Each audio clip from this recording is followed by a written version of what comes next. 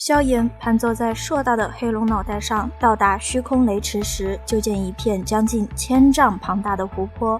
看着这一片由雷霆所形成的雷池，萧炎高兴坏了。有了这雷池，别说是暗金葵的伤了，将其余的10具地妖魁全部晋升到天妖魁，也不是什么难事。11具天妖魁就相当于11名斗尊阶别的强者，想想就觉得拉风。已经迫不及待的萧炎冲着那大黑龙就道：“黑琴老哥，我这边先进去了，有事儿的话我会发信号的。”那巨龙点了点大头后，口吐人言道：“这段时间我会守在雷池之外，直到你修炼完毕。若是你遇见什么变故的话，便按照事先说好的发信号，我进去救你。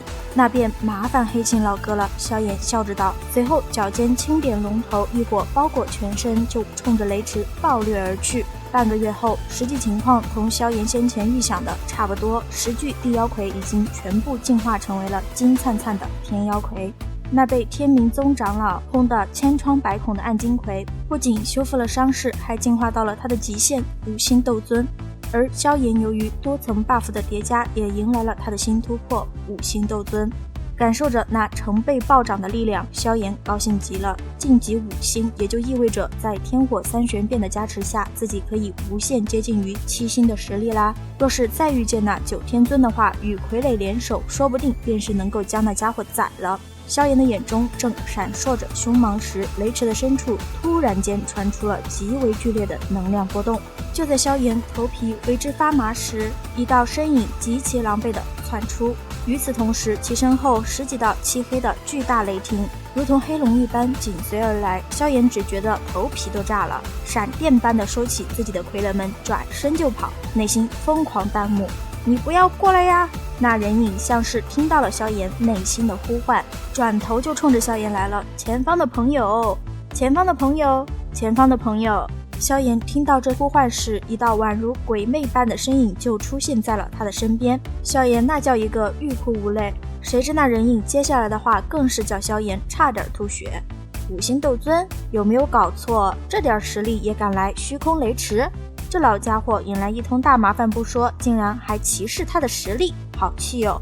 可惜此时的萧炎没工夫搭理这个满头白发、衣着破烂的坑货老头，因为萧炎能感觉到后方的那些漆黑雷霆距离他越来越近了。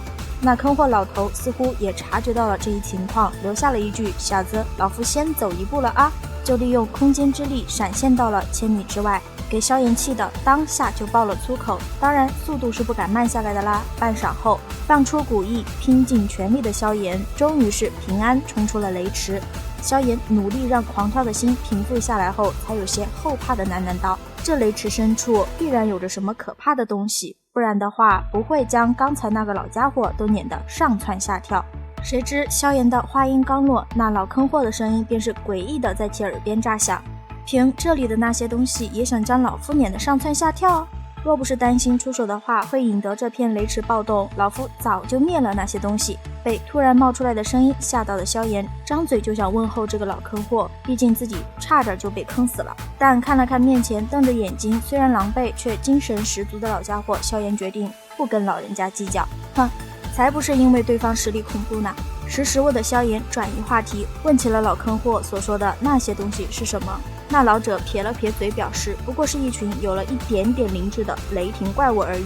随后像是想到了什么一样，蛊惑萧炎同他一同去雷池深处玩，说是那些怪物是由雷霆之力所凝，能够直接吸收，用来修炼的话可是大补之物。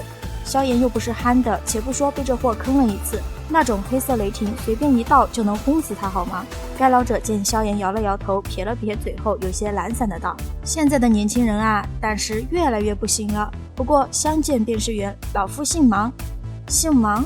萧炎想了想，还真没想起来有这样一号超级强者。自己已经不出名了吗？定是那小家伙无知，一定是这样。见萧炎一脸懵逼的样子，那坑货老头内心戏极其丰富的想着。随后黑琴那关心的声音就从老远传了过来：“萧炎小哥，你没事吧？”